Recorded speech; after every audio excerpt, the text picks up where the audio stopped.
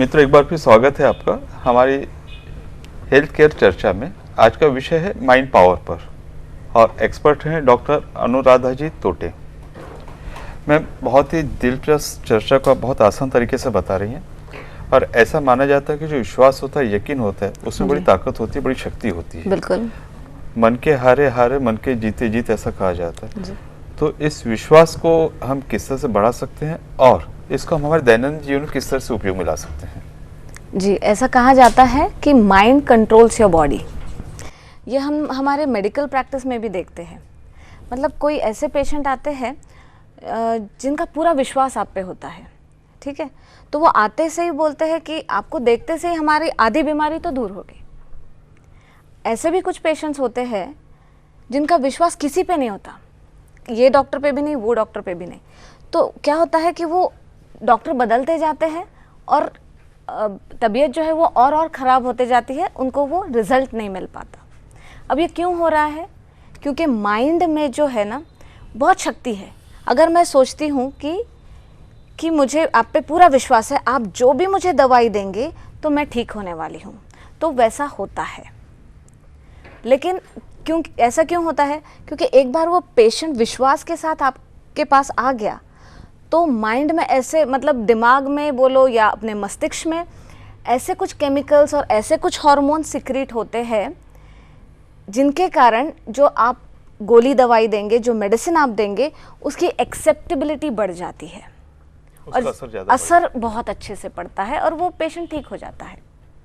हम ऐसे कई बार देखते हैं कि स्टेज 3 कैंसर का पेशेंट भी कभी कभी ठीक हो जाता है और अच्छी ज़िंदगी जीता है, जबकि स्टेज 1 वाला पेशेंट भी नहीं जी पाता, क्योंकि उसके दिमाग में वो बैठ गया है कि मुझे कैंसर हो गया है, मैं मरने वाला हूँ।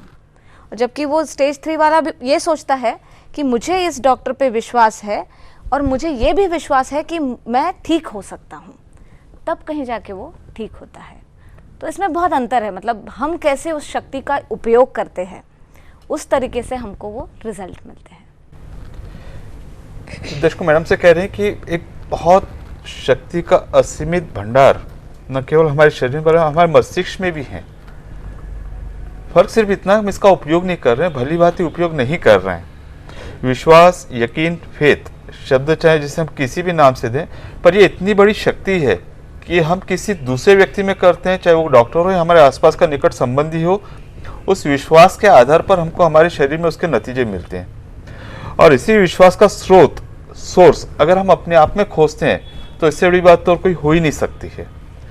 मैम कह रही हैं कि इस विश्वास को हम अपने अंदर जगाएं और एक पॉजिटिव ऊर्जा के तौर पर जगाएं, तो हम पाएंगे कि अपने आप में हम काफ़ी ऊर्जावान हैं। और ये केवल फिलॉसफी या बोलने की बात नहीं है।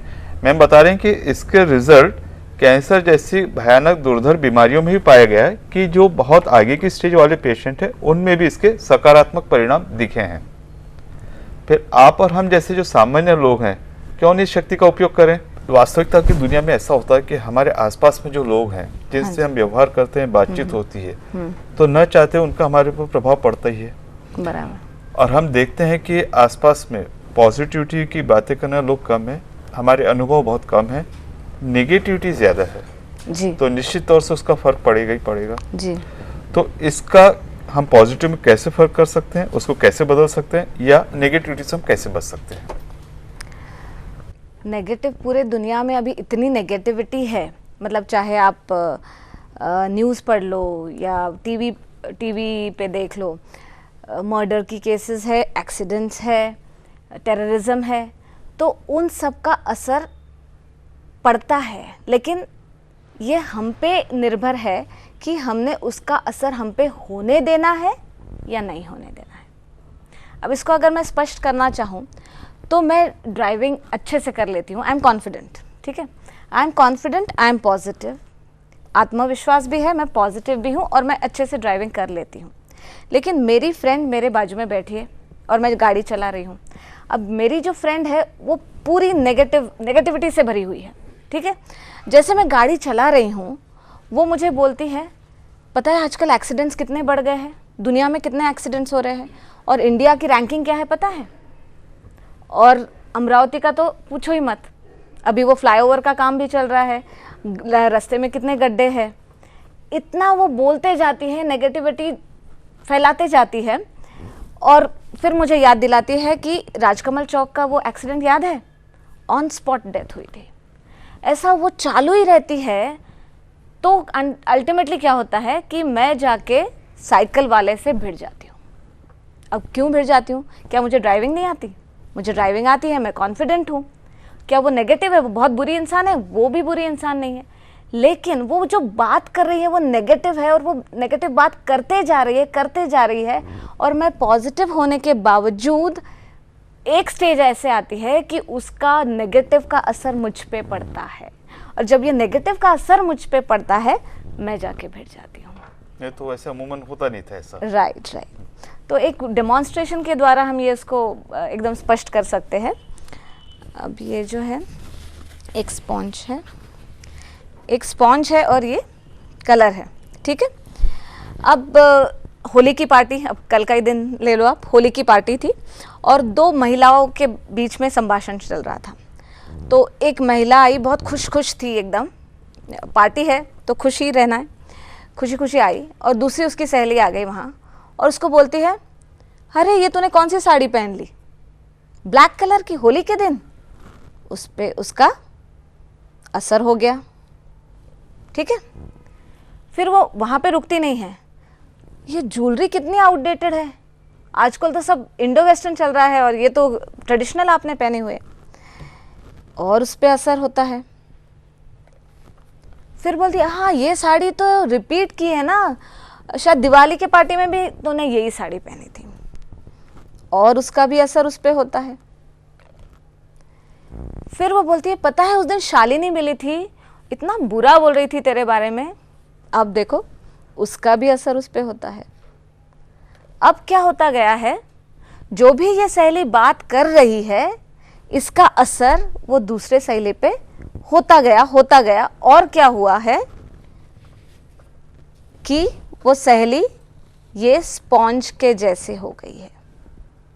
मतलब उसका असर उस पे हुआ और उसने सब कुछ एब्जॉर्ब कर लिया, और जो खुशी पार्टी में आई थी वो दुखी होके पार्टी से चली गई। सिर्फ दुखी होके नहीं चली गई, वो रात भर उसके दिमाग में घूमता गया, रातों की नींद चली गई और वो बहुत दुखी हो गई।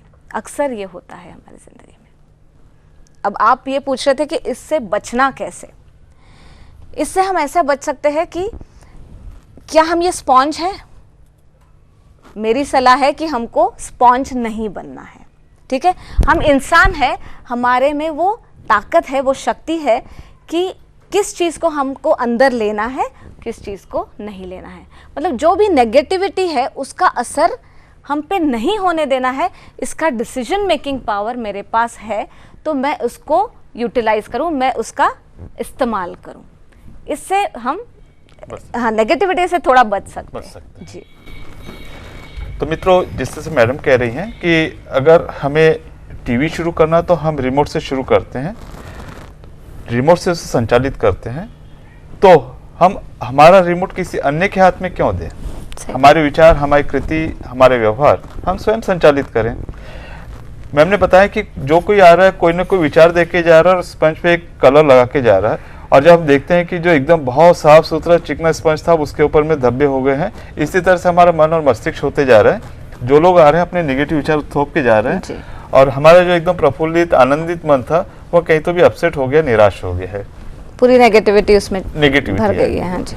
और बचने का उपाय यह है कि आप सकारात्मकता रखिए, आसपास में उन्हीं लोगों के साथ में रहिए, और अगर नहीं रह सकते हैं तो कम से उनके विचारों को अपने ऊपर हावी ना होने दें। सही बात है। मेडिटेशन का भी एक बहुत बड़ा रोल इसमें होता है, ताकि मतलब हम हमारे इर्द गिर्द एक पॉजिटिविटी का चक्र बनाए रखें।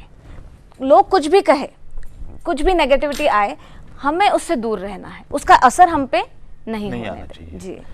मैम, एक बहुत जो सामान्य समस्या है और बहुत कॉमन चीज है जी, तो विशेषकर युवा वर्ग, तो वो इस तरह से मानते हैं कि हमारे अंदर क्षमता है, पोटेंशियल है, नॉलेज है, स्किल है जी, लेकिन प्रॉब्लम है कि हमारे पास में अवसर कम है, संधि कम है, अपॉर्चुनिटीज कम है, इसलिए हम प्रोग्रेस नहीं कर पा रहे हैं, नहीं कर सकते हैं जी।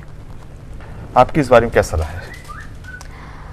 मुझे नहीं लगता कि अवसर कम है या दुनिया में कुछ कमी है कि हम जो चाहे वो पा नहीं सकते। एक्चुअली ऐसा कहा जाता है कि थिंक अबंडेंस गेट अबंडेंस, मतलब हम जो भी सोचते हैं वो पा सकते हैं। किस तरीके से? ऐसा समझ लो कि हम इंसान जो है वो इस दुनिया से, इस विश्व से एक पाइप से कनेक्टेड है, एक पाइप से कनेक्टेड है। तो हम क्या कर सकते हैं, उस पाइप द्वारा जो भी हमको दुनिया में चाहिए वो हमारी तरफ खींच सकते हैं, ठीक है। लेकिन प्रॉब्लम क्या होता है, ना हमारी सासू माँ हमारी दुश्मन है, ना कॉम्पिटिटर्स दुश्मन है, हम खुद ही हमारे दुश्मन होते हैं। अब कैसे? देखिए, अगर मैं सोचती हूँ कि मुझे दुनिया का सबसे बेस्ट इंटरनेशनल कोच बनना है, ठीक है, ये मेरी सोच है, ये मुझे बनना है, लेकिन मेरे दिमाग में क्या विचार आता है कि अभी तक तो मैंने मेडिकल की पढ़ाई की, अब ये नए से मुझे शुरू करना पड़ेगा। तो मैंने एक पत्थर पाइप में डाल दिया। फिर मैं सोचती हूँ कि इस लाइन में कितने बड़े बड़े महान लोग हैं, मैं मेरी जगह कैसे बनाऊंगी, दूसरा पत्थर डाल दिया। ऐसे हम ही खुद के दुश्मन बनते रहते हैं और पत्थर डालते रहते हैं उस पाइप में जहाँ से हम सब कुछ पा सकते हैं। और वो पत्थर डालते डालते क्या होता है, वो जो फ्लो है वो ब्लॉक हो जाता है, इसलिए हमें वो चीज़ नहीं मिलती है। तो इसको हम अगर पॉजिटिविटी के साथ ले कि अगर मैंने सोच लिया कि नहीं मुझे international coach, best, the most reputed international coach बनना है, तो मैं बन सकती हूँ। मेरे दिमाग में ऐसे विचार नहीं आने चाहिए, उसको मुझे रोकना है। तो जो आप सोचते हैं सिर्फ आप सोचते रहिए, और नेगेटिविटी की जो आप कंकड़ पत्थर उसमें जमा कर रहे हैं उससे आप बचिए। जी जी मित्रों, बात को और कोई स्पष्ट करने की जरूरत नहीं है। मैम हर तरह से जोर दे रही हैं और हमें आश्वस्त कर रही हैं सकारात्मक के ऊपर, और हमें आश्वस्त कर रही हैं कि जो हम सोचते हैं उसे हम पा सकते हैं, बशर्ते उस तरह के हमारे ऊपर विचार हो, इच्छा शक्ति हो और उस दिशा में हम कार्य करते रहें। मैम ऐसा जिस तरह से हम सोचते हैं, आपने बताया कि हमारे विचार अच्छे होने चाहिए, सकारात्मक होने चाहिए, आसपास के लोग सकारात्मक होने चाहिए, हमारे जिस तरह कहें कि क्रियाएं उस तरह से होनी चाहिए।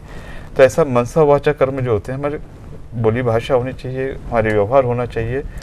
पर जैसे मैंने कहा कि अगर सब अलग अलग दिशा में चल रहे हैं तो हम एक कदम आगे नहीं बढ़ पाएंगे। सही बात है। और अगर सब एक दिशा में चल रहे हैं तो सबकी संचित शक्ति, संयुक्त शक्ति, वो हमें काफी दूर तक ले जा सकता है।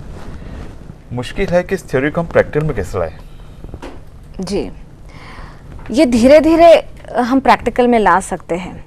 मतलब पहले हम सिर्फ विचार करें, अच्छे विचार मन में लाएं, उसके बाद में उसको भावनाओं से जोड़े, फिर शब्दों से जोड़े। मतलब मैं बात भी उसी तरीके से करूं, वही पॉजिटिविटी से करूं, और फिर मैं एक्शंस भी उसी पॉजिटिविटी के साथ करूं, उस विश्वास के साथ करूं कि ये होने वाला है, तो कहीं जाके वो होता है।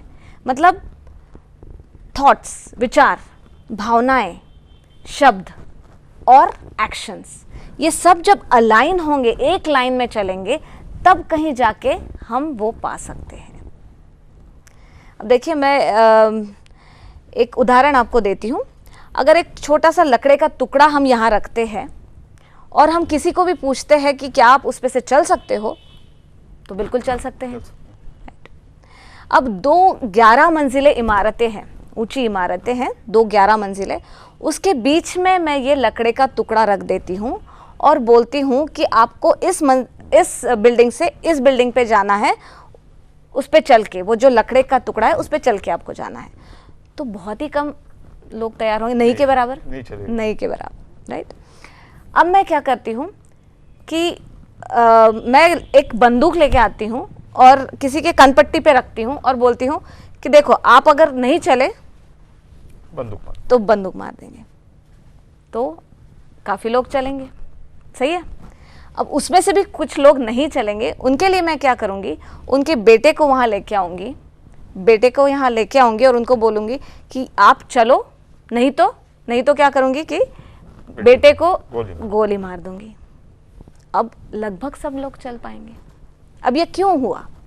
पहले तो नहीं चल पा रहे थे, पहले उनको डर था कि भाई 11 मंजिले इमारतें हैं, तो नीचे भी देखे तो डर लगता है, गिर के हड्डी पसली टूट सकती है, कुछ भी हो सकता है इनफैक्ट। लेकिन अब ये डर गया कैसे?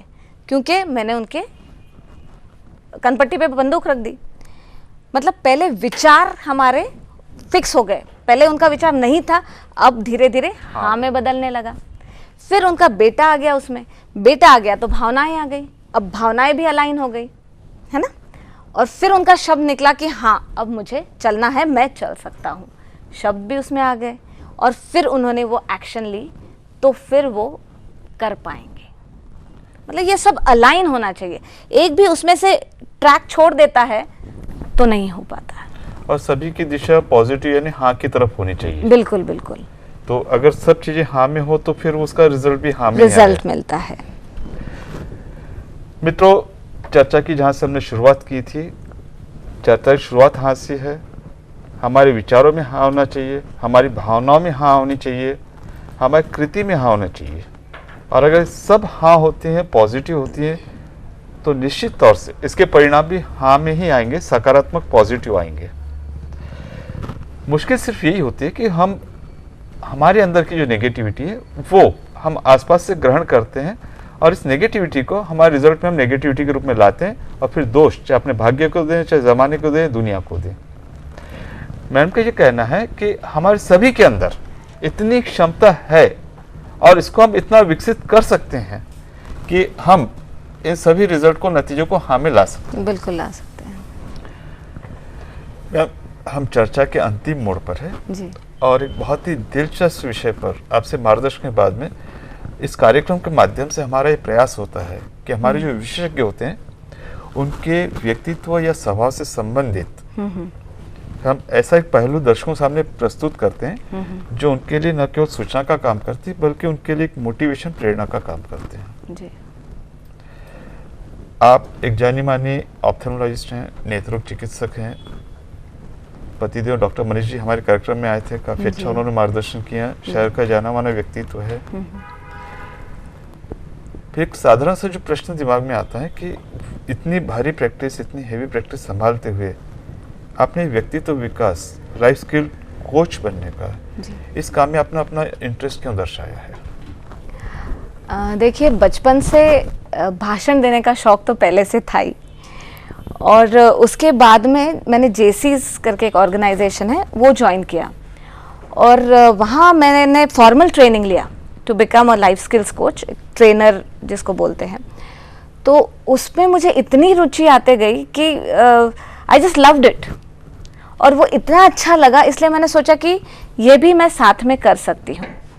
और उससे भी इम्पोर्टेंट ये है कि हमारे मतलब अमरावती देखो या आसपास की एरिया देखो तो लोगों में टैलेंट की कमी नहीं है, लेकिन वो आइडियाज़ एक्सप्रेस नहीं कर पाते, इतनी नेगेटिविटी उनमें भरी हुई है, सेल्फ एस्टीम बहुत लो है। तो ये सब अगर हम एक ऊपर के लेवल पे ला सकते हैं तो बहुत कुछ अच्छा लोग यहाँ पे कर सकते हैं, तो उनके लिए भी उसका बहुत फ़ायदा होगा, ये सोच के मैंने ये वर्कशॉप्स और ट्रेनिंग्स शुरू किए हैं। दर्शकों, डॉक्टर अनुराधा जी हमारे सामने एक उदाहरण प्रस्तुत कर रही हैं। दो बहुत ही अलग अलग क्षेत्र जहाँ पर मेडिकल साइंस, उसमें भी सर्जरी जैसा जो विषय